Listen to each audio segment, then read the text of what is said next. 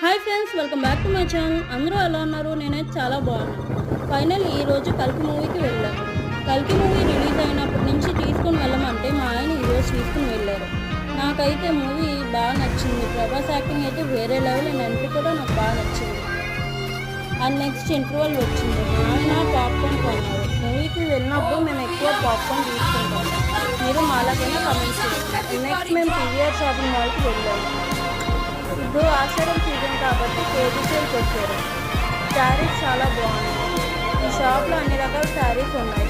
Georgette, పట్టు saris, micro printed saris అలా చాలా రకాలు ఉన్నాయి. చాలా రీజనబుల్గా కూడా ఉన్నాయి. అండ్ కిడ్స్ వేర్ అయితే చాలా వెరైటీస్ ఉన్నాయి. మా బాబుకి లెగ్గింగ్స్ కొన్నాము.